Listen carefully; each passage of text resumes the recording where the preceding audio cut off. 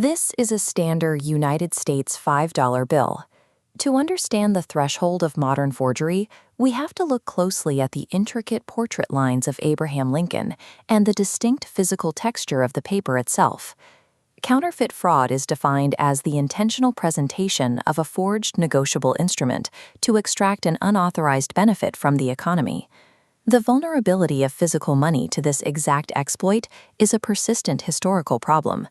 In America, just after the Civil War, an estimated 1/3 of all circulating currency consisted of forgeries, hiding among the thousands of inconsistent note designs issued by local banks.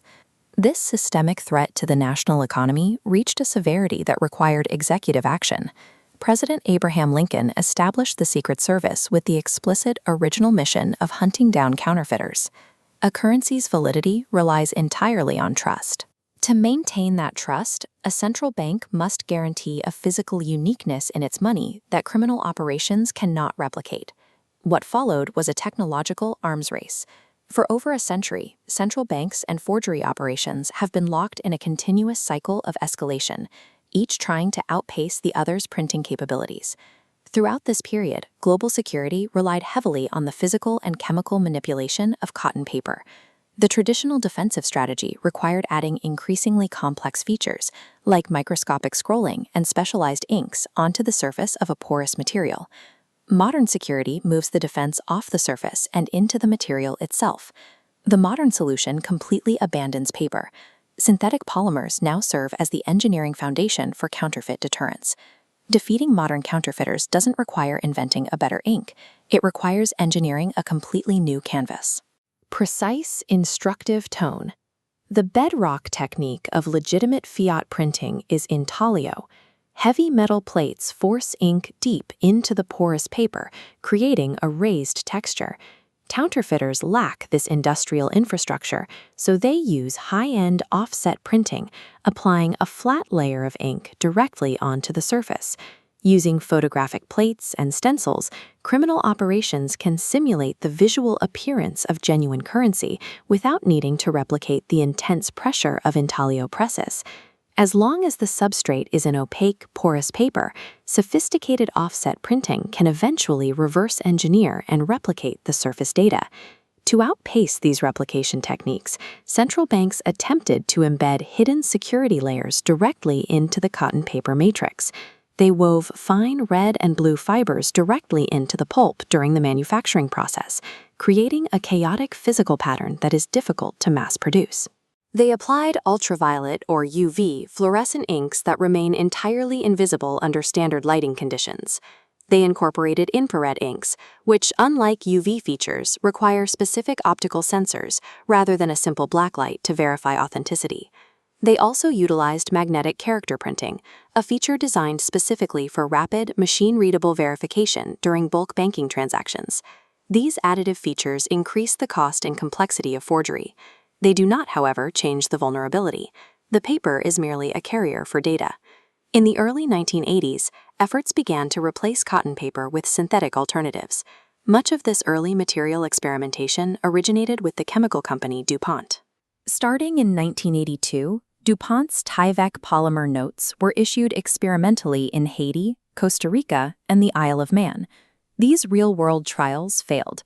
The Tyvek material suffered from severe ink smudging and became fragile when subjected to the physical stress of daily circulation. The successful innovation arrived in 1988.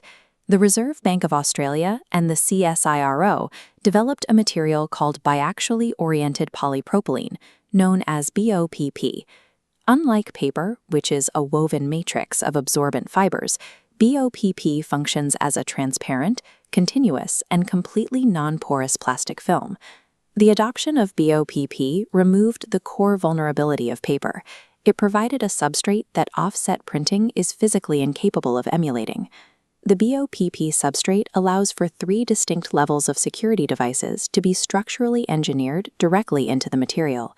Primary security devices are designed to be recognizable by consumers without specialized tools. The most obvious of these is the transparent window, created by leaving a section of the clear BOPP substrate free from opaque ink layers. The physical transparency of this window creates a hard barrier against traditional paper-based offset forgery. You cannot print transparency onto opaque white paper. Surrounding this window, the opacifying layers incorporate metameric inks. These specialized inks change color depending on the light hitting them. Secondary security devices make up the next layer. These are specialized elements engineered to be verified by automated scanners during high-speed banking transactions. Tertiary security devices act as proprietary chemical signatures hidden within the note that only the central issuing authority can detect. BOPP allows verification to be structurally built into the physical architecture of the note itself, rather than simply painted on top. This timeline illustrates the systematic global shift away from the centuries-old paper standard. Adoption cascaded from Australia in 1988 to New Zealand in 1999, Romania in 2003, Canada in 2013, and the UK in 2021. Romania reached a milestone in 2003, marking the first time a European nation fully converted its entire currency system to Polymer. Beyond security, there are strict macroeconomic advantages driving this conversion.